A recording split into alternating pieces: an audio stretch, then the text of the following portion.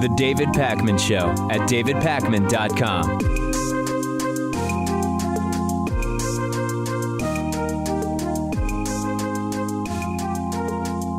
Some people, like creative writing professor Reza Aslan, would have you believe that Indonesia is, by and large, a sort of beacon of moderate Islam. We're going to be putting out a video soon that contradicts that pretty directly and strongly. But in the meantime, I have an anecdotal story to tell you about a woman who was accused of being too friendly with a man she was not married to, as well as the man himself. And they were both caned. The man himself and the woman were both caned at a mosque in Indonesia's Aceh province earlier this week. And according to the Jakarta Post, the caning took place before a screaming crowd at a mosque in Banda Aceh after the couple was sentenced according to the city's Sharia bylaws, which criminalize khalwat, which is defined as affectionate contact by an unmarried couple. The man, Nur Elita, was with fellow university student Wayudi Saputra, and they were both caned, as were 4 men accused of gambling. And we've talked about Aceh province. It's the only part of Indonesia where punishments are handed down under Sharia law. They have this conservative Islamic code, and it is at odds with much of the rest of the country. We will not hide the fact that much of Indonesia has a tradition of more liberal interpretations of Islamic scripture.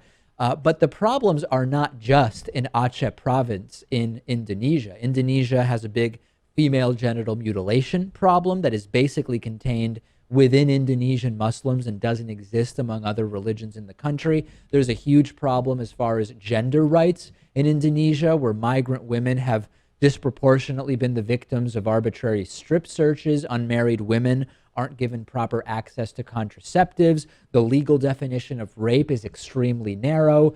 Courts in Indonesia, Sharia courts in Indonesia, regularly drop charges against rape suspects if they take an Islamic oath of innocence. So, Lewis, the idea is put out there by some, like Reza Aslan, that Indonesia is this sort of beacon of Islamic progressivism, but that is not really the case upon some pretty superficial analysis. Not at all. I mean, I guess if you just want to compare other countries, yeah, I mean, it might be heaven compared to Saudi Arabia.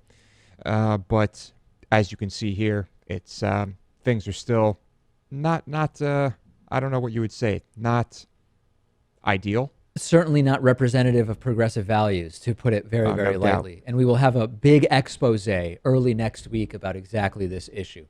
How do hospitals determine when someone has died? David Greer is a neurologist with the Yale University School of Medicine, and he led a study that looked at how hospitals determine when to declare someone brain dead. And he found out that hospital policies are actually pretty inconsistent from hospital to hospital, and that they've averaged more failures than you might expect merely in figuring out whether someone is dead. Researchers looked at nearly 500 different hospital policies.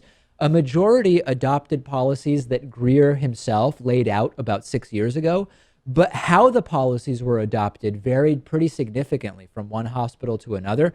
At 20% of hospitals, in 1 of 5 hospitals, doctors are not required to check their patient's temperature to indicate whether or not brain function is normal. At half of hospitals, doctors are not required to ensure blood pressure is adequate for brain function. A portion of doctors admitted to skipping the tests altogether that the guidelines set forth to determine if someone is dead. And additionally, some hospitals now allow unqualified personnel to determine brain death, a nurse practitioner or a physician's assistant, rather than actually bringing in a neurologist to determine if a patient has suffered brain death. And in the last few years, in previous years, the medical establishment defined death as a person's loss of personhood and not necessarily by a heart that could not be restarted. And this is a really, really big thing, Lewis. When you consider organ donation, for example, many patients find that they are not as dead as previously thought when on the operating table. We had this story 6 years ago of Colleen Burns, who was on the operating table with doctors about to take her organs. She was an organ donor. When she opened her eyes, she was found unconscious in her apartment, rushed to the hospital, and because she was allegedly unresponsive, the medical staff said, oh, this person is dead. But then some nurses noticed that she was curling her toes when tickled. Those reports from nurses were reportedly ignored. This became a huge, huge scandal. And apparently it's not common, but it's not as rare as we might hope. Yep. Like I say, incompetence all over the place. I just covered a story on the Bonus Show where a father who just basically had a feeling, okay, it was pretty common for a parent to have, that his son was not brain dead after having a stroke. Right. And there was a standoff. He brought a gun into the hospital and would not let them take his son off life support. The SWAT team brought their own doctor into the hospital, and that doctor very quickly determined, of course the father probably didn't know this, that the son was not brain dead. Right. He was responsive, and he made a full recovery. And there's this nightmare scenario of being put into a casket, right, and waking up because you're not really dead. That's not actually too likely. This hospital story, though, about determining exactly when someone is brain dead, you would hope, Lewis, that there is an absolutely universal policy for determining brain death and implementation of the policy. But what we're finding out is different hospitals have adopted different elements of Dr. Greer's policy, and how closely hospitals stick to that policy also varies. Not really what you want to hear when you hear about hospitals figuring out when people are dead. Perhaps this is just another byproduct of our ridiculous for-profit healthcare system, and just an overall lack of regulation in this country altogether. Yeah, I don't know if it's, I mean, how is it related to the for-profit thing?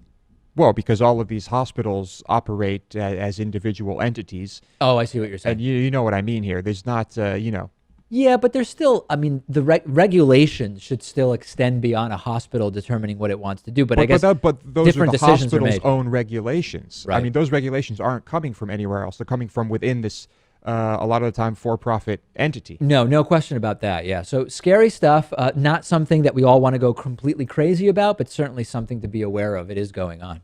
The U.S. Department of Agriculture and the U.S. Department of Health and Human Services have made new recommendations for sugar, coffee, and cholesterol consumption. This is the first time these guidelines have been updated in 5 years, and some interesting stuff came out of this. Number one, for the first time, the government gives a limit to the amount of added sugar that people should consume on a daily basis. The new guidelines recommend people make sure that added sugars make up less than 10% of their daily calories. How about coffee? The new guidelines mention coffee for the first time, saying that moderate coffee consumption can be part of a healthy diet. We'll talk more about that in a second. And the guidelines also say that those who consume both caffeine and alcohol should avoid consuming those substances together. And then one of the most notable things is that for the first time, the specific daily recommended limit for cholesterol has been removed. Previously, people were told, oh, you want under 300 milligrams of cholesterol in your diet per day. The new guidelines say eat as little dietary cholesterol as possible. So there's a few different things going on here, Lewis. Number one, as far as sugar goes, we're increasingly learning more and more about how refined and excess sugars are really not good for people's health. Okay, coffee.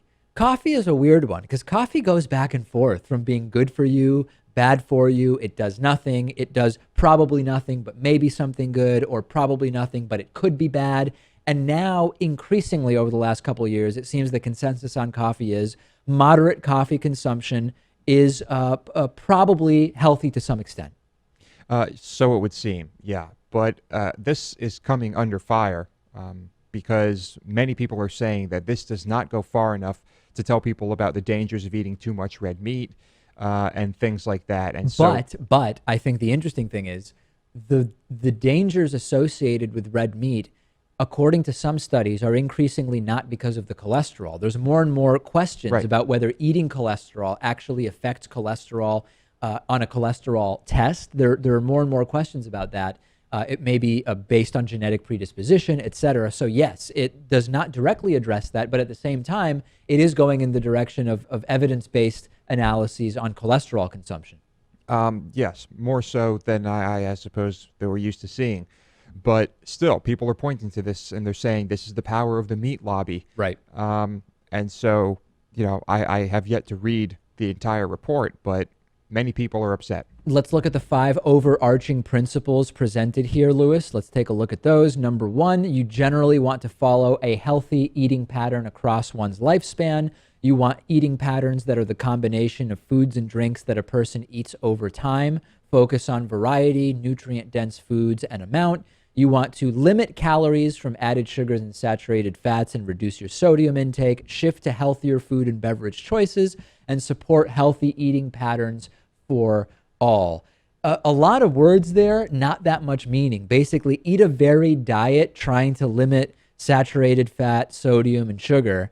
That's just sort of the general recommendation. And people saying, why is the government involved in this? Well, some pretty specific reasons. Number 1, obesity and health are issues of national security. Millions of men and women were ineligible for military service because of their lack of meeting requirements for weight and body fat. This is a fiscal conservatism issue. The cost of obesity and diet-related disease is absorbed by all of us, either by people with no health insurance ending up in the emergency room, or by these costs being averaged into our health insurance premiums. People often, their libertarian streak will make them say the government should not be involved in this. There are some very important implications to diet and obesity and diet-related disease that impact all of us. Yeah, it's funny, though, because this is the same government.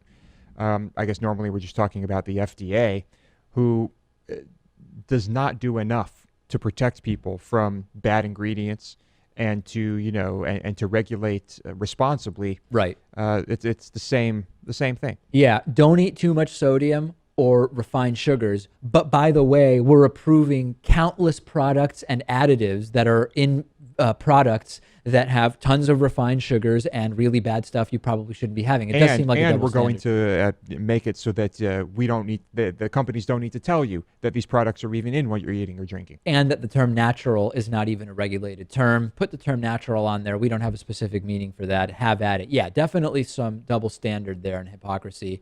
And I guess the wisdom is you have to research this a little bit on your own and know what it is that you're buying and what it is you're consuming. But those are the latest changes on sugar, coffee, and cholesterol. We'll take a break. We have a fantastic Friday program for you today. The David Pakman Show at davidpakman.com.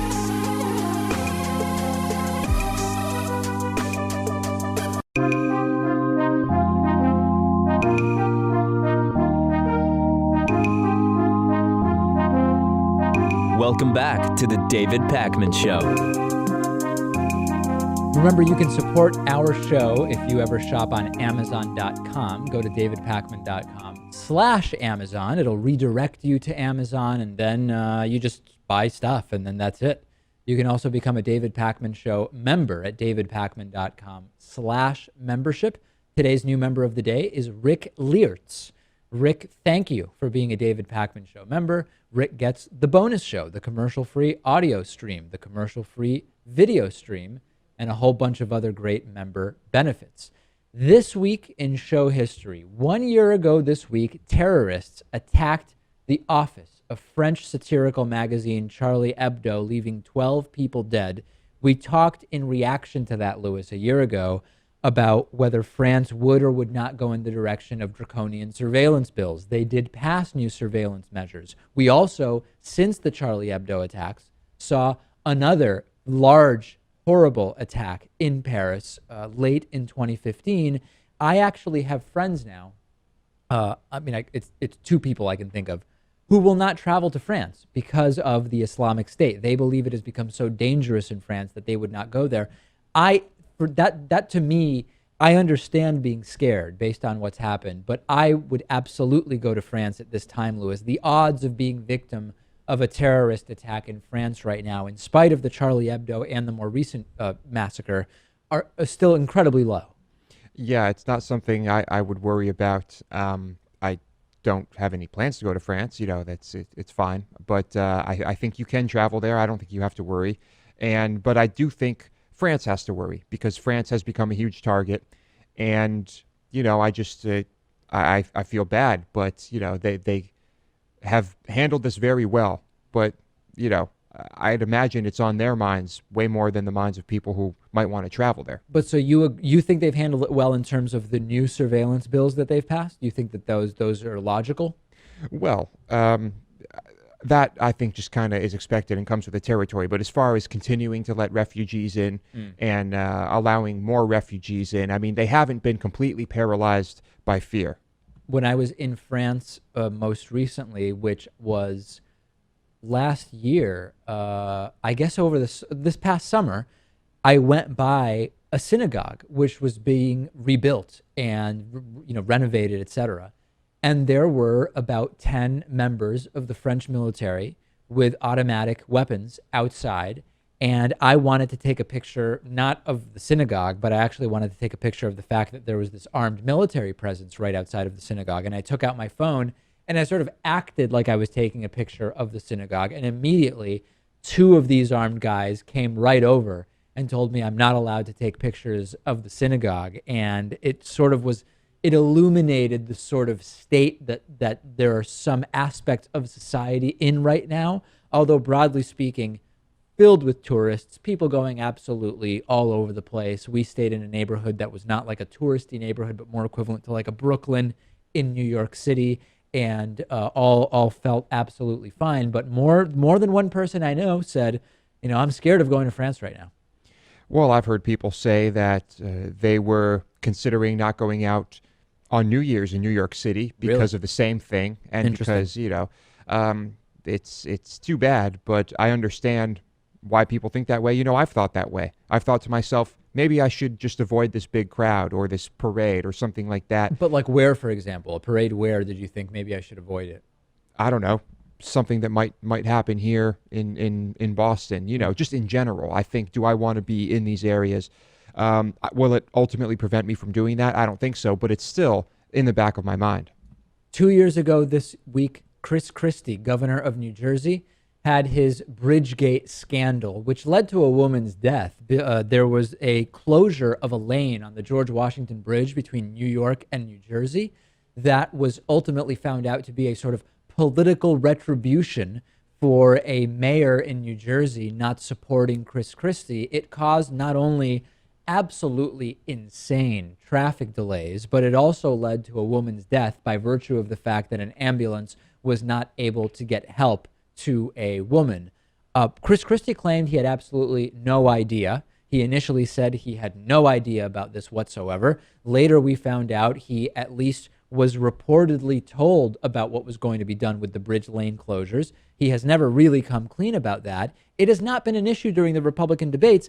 I'm wondering if it's not been an issue during the Republican debates because Republicans have some good reason not to make it an issue, or because Chris Christie has not been a factor and nobody could care less about attacking Chris Christie. Yeah, it's because Chris Christie is not an issue. And I think if he were to become the nominee, Bridgegate would definitely come up again. So you would imagine, in a hypothetical scenario where it's Bernie Sanders versus Chris Christie or Hillary Clinton versus Chris Christie, you imagine Clinton or Sanders talking about the bridge? I wouldn't say that, no. I don't think they would directly talk about Bridgegate. Super PACs?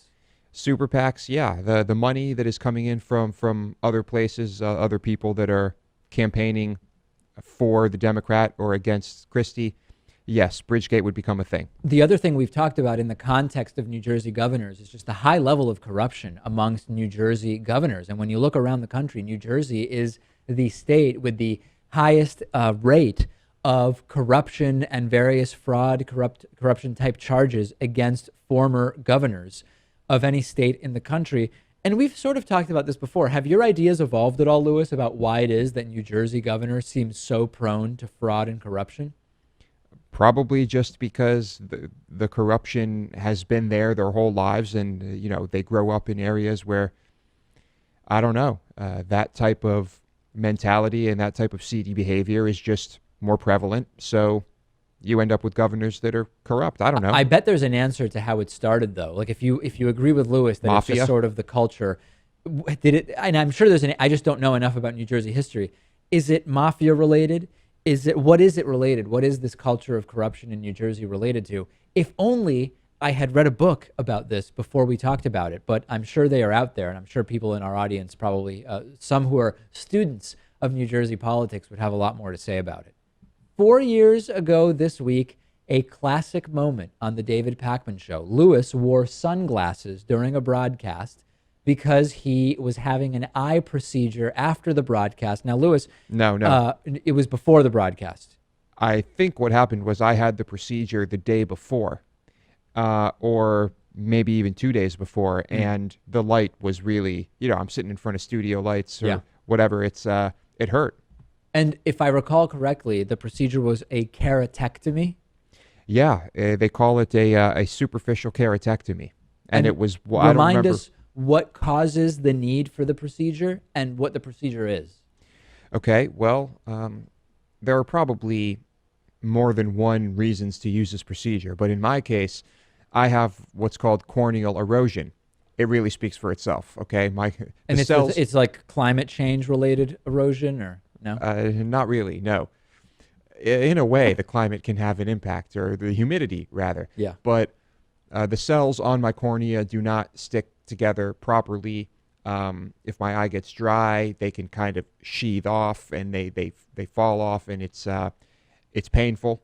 But I guess the way they fix it, and this has been, I guess, somewhat successful with my procedures, is they do the superficial keratectomy and they scrape away that whole area where the problem is. And the cells regrow stronger. That's the idea. And when you say scrape, I mean, there's not cutting involved. No, just scraping. They pry your eye open and they use a metal tool to scrape your eyeball, and or sometimes a polisher. It looks like a Dremel with a bit on the end, and they kind of turn it on and they polish your eyeball. It sounds insanely painful. It's not fun. Not fun at all. And the anesthesia. They put very powerful drops in your eye that numb your eye. It still hurts. Anyone else's eyes watering right now? Mine certainly are. Yeah, it's really the worst part is afterwards, of course. I mean, they'll give you prescription for pain pills, but you have to keep your eyes closed and basically do nothing for a day at least. And it still remains kind of painful and irritated for a couple days after that. But it seemed, if I recall correctly, you have not needed one of these. You had to have the procedures redone a couple of times, but it's been a while since you've needed it, right? Yeah, I think I've had 5 of them total, 3 on one eye, 2 on the other. And I still have issues, but it doesn't seem like they're getting worse. So once in a while, I deal with some pain, but until it starts happening more frequently, I don't think I'll need another one. Well, that's good. And as we know, it led to a series of memes, including the one we're showing our TV audience right now. If I accidentally had a kid, I'd probably love the kid. All sorts of memes, Lewis, being created around you wearing the sunglasses on the show. Was this the first big Lewis meme moment? I think it was. Yeah, definitely. I guess it's kind of funny. Yeah, I mean, it looks a little odd to be wearing sunglasses in the studio. Sure. Someone might think I was a blind person. All right, run with it. Have fun. Make memes. Also, I think a lot of people forgetting what Lewis looks like without the facial hair, as we see in this picture, because you've had the facial hair now for a while, and I think that may be jarring to some, including children. Maybe. I think the facial hair is here to stay, though. All right, fair enough. After the break, we will review my classic interview with former FBI agent John Guandolo. He was absolutely off his rocker. We'll remind you why after this break. The David Pakman Show at davidpakman.com.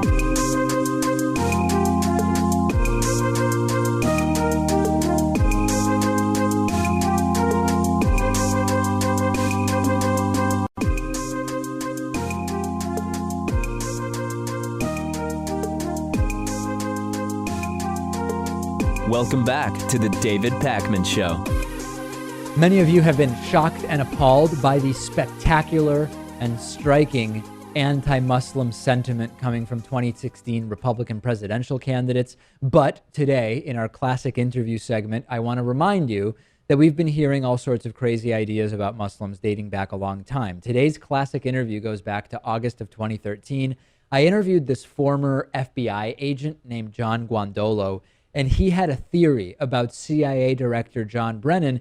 And that theory was, and actually that's the wrong word. I shouldn't call it a theory. I shouldn't call it a hypothesis. He had the idea that CIA Director Brennan is Muslim and that he has sort of pledged some kind of loyalty to the Islamic faith. It was completely nuts, but we're going to go back to it today. Let's enjoy it together. We are in 2016, going all the way back to 2013, my interview with former FBI agent John Guandolo.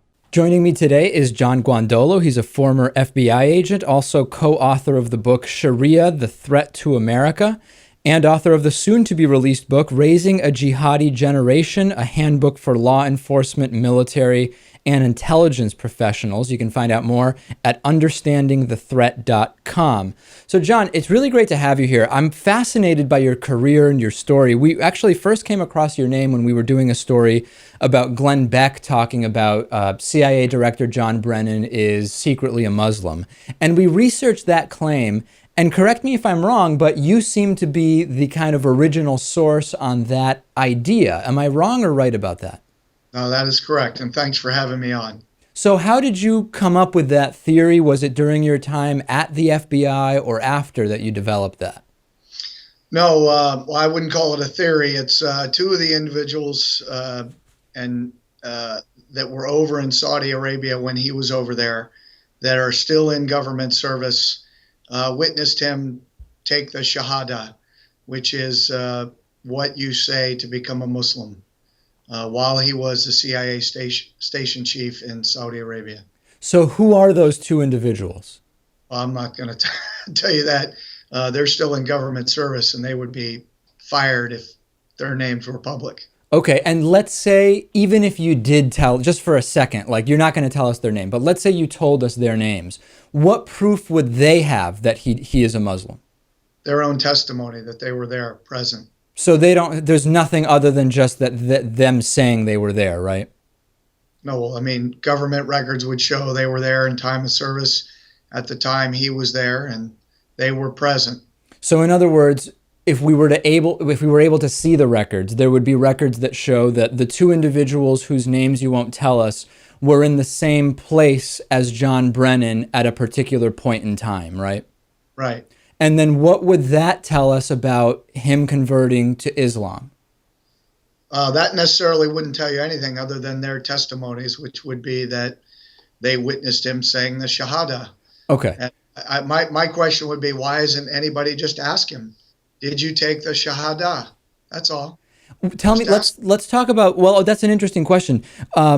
Would there be anything bad? Let's say you're right, okay? Let's say these sources you won't tell us, who even if we knew their names would have no evidence about this. Let's say it was all true and John Brennan was a Muslim. What would be bad about that? In other words, is it illegal for people who work in American government to be Muslims? No, but we do have a requirement that you're competent. And the focal point of the story, and I suspect you know when you read and researched that, wasn't simply that he converted. It's that he converted as a sitting station chief for the CIA in Saudi Arabia, and the people who brought him to that were employees of the Saudi government and the Saudi intelligence service.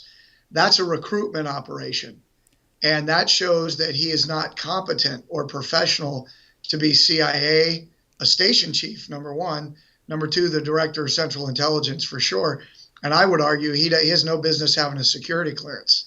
Yeah, I mean, the thing is that you're kind of tying in a lot of conjecture and personal opinions. In other words, it's your opinion. I mean, here, let me just in the interest of presenting another idea, and then you can tell me where I'm wrong. Okay. A lot of people would say, listen, John Brennan was arguably already pretty sympathetic to Middle Eastern culture, to Islam, before he even entered Saudi Arabia. That's why he was placed there. And would the Bush White House really give him such a high-ranking position if they thought that he was in some way compromised the way you're describing? It doesn't seem to make too much sense. Well, I mean, the Bush administration gave Muslim brothers senior positions in the government, so I don't know that argument holds water. He was already very sympathetic, not just I think to the Middle East, but that's starting there, but even to the Muslim Brotherhood and Hamas and others, and that's the problem. You know, one of the articles, one of the most supportive articles of the report that I did about John Brennan came out of the Middle East. And their whole argument was because of the fact that Mr. Brennan was allowed to go to Mecca, he had to be a Muslim because non-Muslims aren't allowed there. And they reported that. I didn't report that. Okay, but just for our purposes, I want to focus on your reports because I only have you here. So let's see if we can focus on that a little bit. Okay. Is your sense that, do you think that Glenn Beck and other journalists, mostly right-wing journalists, are irresponsible when they repeat a story that you presented without giving the names of your sources and without those sources even having any kind of physical evidence that this even took place? Isn't it very irresponsible from a journalistic standpoint of someone like Glenn Beck to assume that you're right? I'm going to leave that to you guys to discern whether reporters that put this out there beyond what I put out, that's up to you to come up, with what you think of your fellow journalists. I will say this. There's an easy answer here. Why doesn't a responsible journalist ask John Brennan, did you take the Shahada when you were in Saudi Arabia? That's it. Just ask him and see what he says. And if he flat out denies it, then we have a discussion that we can have. But if he says yes, then this interview here becomes moot because he either has to lie, because I know for a fact the two people that are in government service are extremely trustworthy and have very stellar careers. So you've never had a situation where someone you believe to be trustworthy turned out not to be trustworthy. You've never heard of that in your life. Oh, of course I've heard of that. So is it possible then that these two individuals could also fall under that category, but you just don't know yet? I think when you take the preponderance of the facts, not conjecture, not theory, the preponderance of the facts, what has Mr. Brennan done since he's been in government service?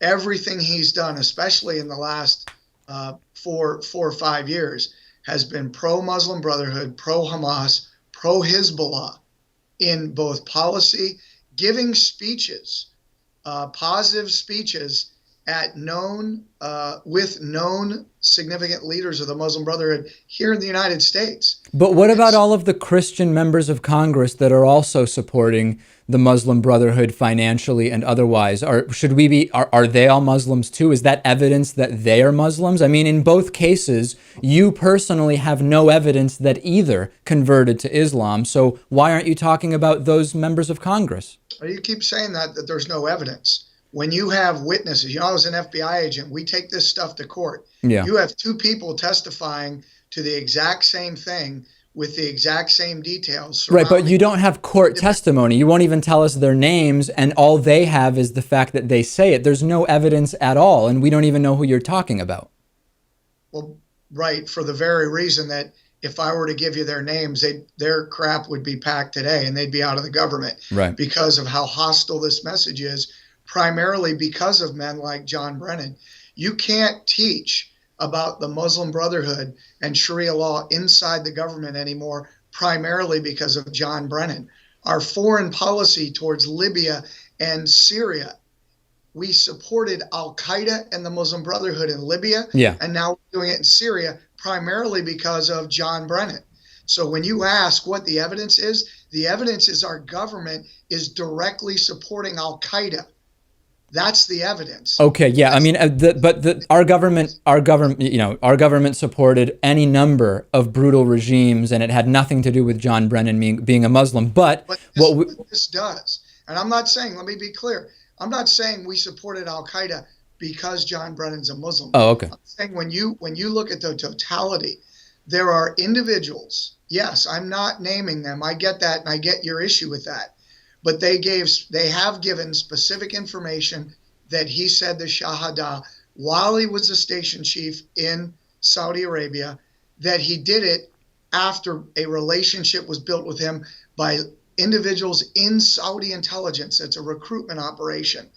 He's so naive that he allowed himself to get put in that position.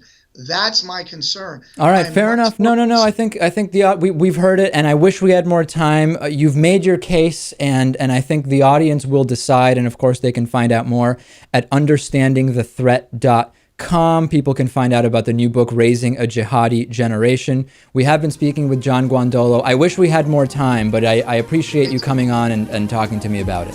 Thanks, David. I really appreciate you having me too, and I do appreciate the discussion. Thank you. The David Pakman Show at davidpakman.com.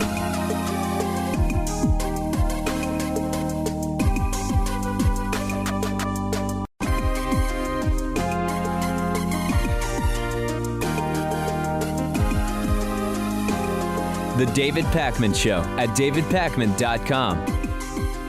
After 2 weeks off, it is 2016, and we are back with audience questions. This is still the favorite part of the week for many, many of our viewers. We answer 3 questions from the audience. You can submit your questions, and then we will answer them. The first question today is from Morgan. Morgan says, hey, David, how accurately do grades in school measure intelligence?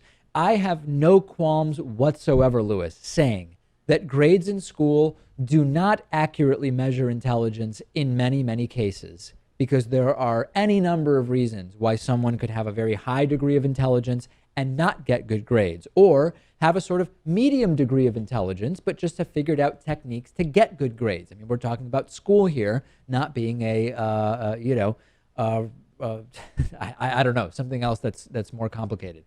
In any case, I do think, however, that there is a lot to be said about someone's potential based on whether they are able to get good grades in school, because whether it's due to lack of intelligence or lack of motivation or lack of the right home environment, or for whatever reason, if you are able to figure out a way to get good grades in school, be it just because you're very naturally smart or because your parents have helped you set up a really good way to study for whatever reason, grades in school can be good indicators of potential that someone has.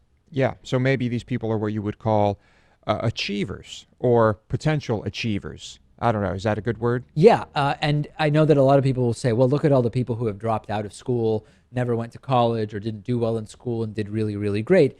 Absolutely. But this is like saying there's a lot of income mobility, because there are people who become celebrities and athletes who were born into poverty. Statistically, it's not that common.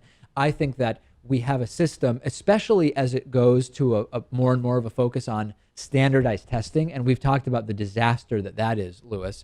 As we have a system that goes in that direction, we can't really assess someone's intelligence based on grades, but we can make some guesses about what maybe lies ahead for them in terms of potential. Now, Lewis, you never had particularly good grades in school, right? Yeah, I would say K through 12, it was pretty bad. Yeah. So, well, I kind of, it was a joke to me. I didn't try. I had fun. I have no regrets. It did not affect my life at all. But, I've met people who get good grades and who I think are brilliant. I've met people who I get good grades and I think are not very smart at all. So I think you can use academic accolades to as part of what you look at to see if someone's intelligent. But never use grades or academic accolades solely to determine if someone is intelligent or not, because I find that is just not effective. My grades were not that great either. I mean, in elementary school and middle school, I did quite well. But in high school and in college, I basically did not study, right? I mean, I would get the assignments and I would do them. And when there was a test announced, I would just show up and take the test. And I ended up with basically, I think in high school I had I think I had a B, right? Is a 3.0 or 3.2, something like that. And later I found, I mean, I now feel like if I were to go back to school now, my outlook and appreciation for the fact that these really intelligent people are there teaching me would actually be quite different. And I would probably handle it in a different way. I'm not saying things didn't work out well. I still went to graduate school and the entire thing, but I would probably apply myself slightly differently if I were to do it over again today. Yeah, I mean, I guess I would too. We've grown, we've matured, and it's our priorities are a bit different.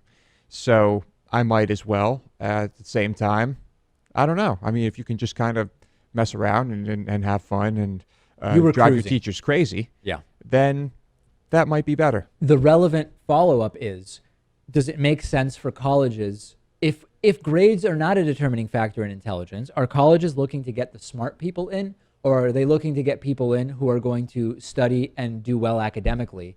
And we've seen a decreased reliance on standardized test scores for college admissions. How should we be thinking about grades, standardized tests, extracurriculars, that essay that you write, whatever, you know? Yeah, that's tough. Grades and certain test scores are like the go-to thing for a lot of these colleges. Maybe they should just have their own methods of determining who is more intelligent. And increasingly, schools do, I guess you could say. Taylor wrote to me saying, would prayer in schools be okay if it wasn't for one particular religion, just a sort of general prayer period? And the answer to that is absolutely not. If it is a public school, they are not supposed to establish one religion over another, which you have covered by a general prayer period, but they are also not supposed to establish or favor religion over non-religion. And by having a general prayer period, non-denominational, you are establishing religion and prayer over non-religion and lack of prayer. So I think that would absolutely not be okay. No question. Yeah, religion needs to be kept out of schools altogether. If you ask me, maybe my view is a bit extreme, but religion isn't real. And so, keep it at home, keep it in your respective places of worship. And it just has nothing to do with facts that are being taught in school. Now, from a historical perspective, maybe that's a little different. I could see that, discuss religion when it comes to history.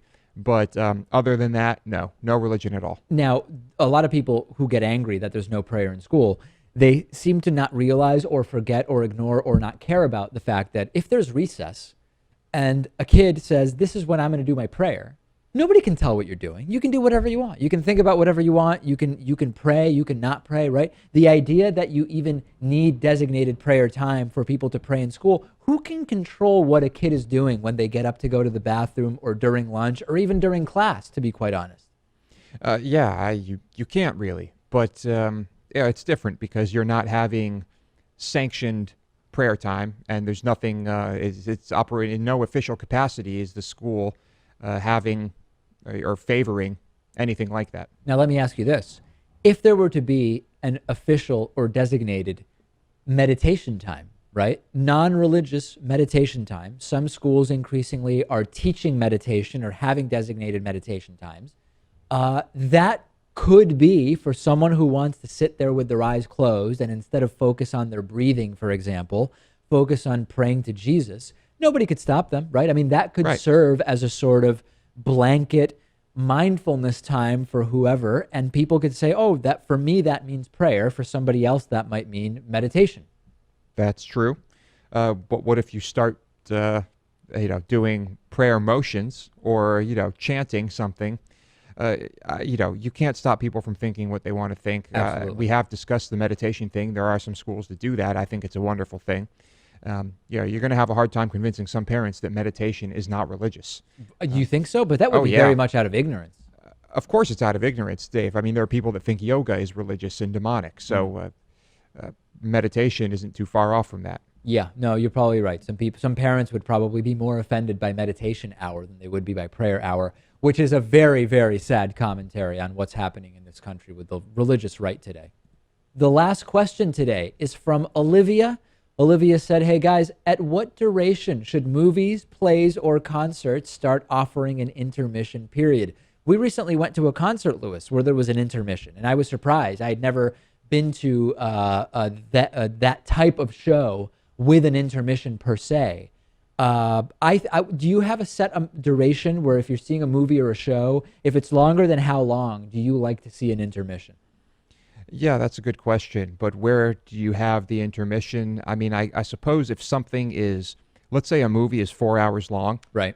Maybe it makes sense to have an intermission at the 2-hour point.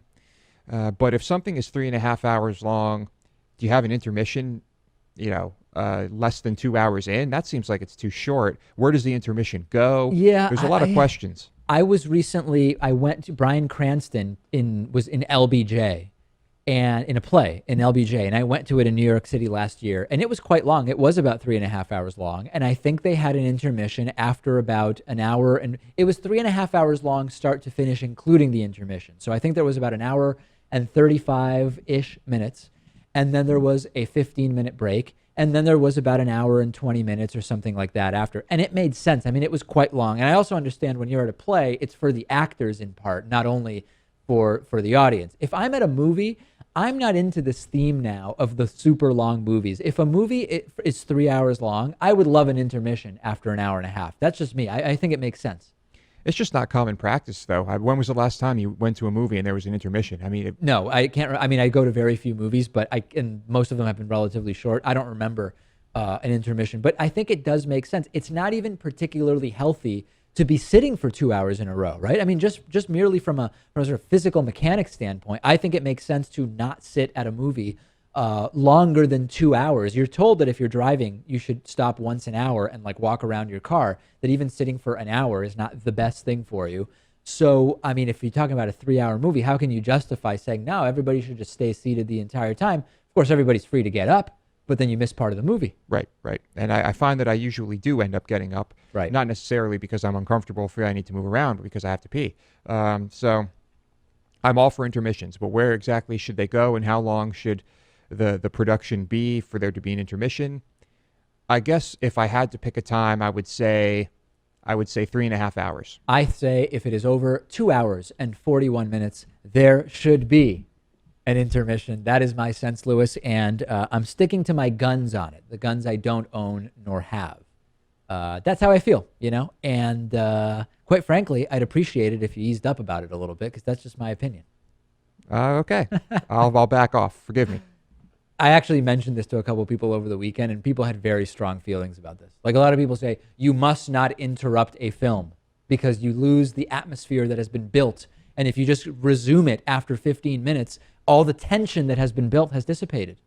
I don't think that's necessarily true. I mean, look what happens with television shows and the series. You'll watch one episode of Breaking Bad. You have to wait a week till the next one. Or 6 months if it's a season finale. That's true. And I don't think that in a way, it almost helps. The anticipation is building. You might rewatch one of those episodes. You're going over it in your head. Yeah. So I don't think that's valid. All right. Well, there it is. Lewis has put his foot down, and that is his opinion, and you are not going to change it. That seems very, very clear. That is it for today's show. We have a fantastic bonus show coming up. Remember, davidpakman.com/membership is where you sign up to get instant access to the bonus show and all other member benefits.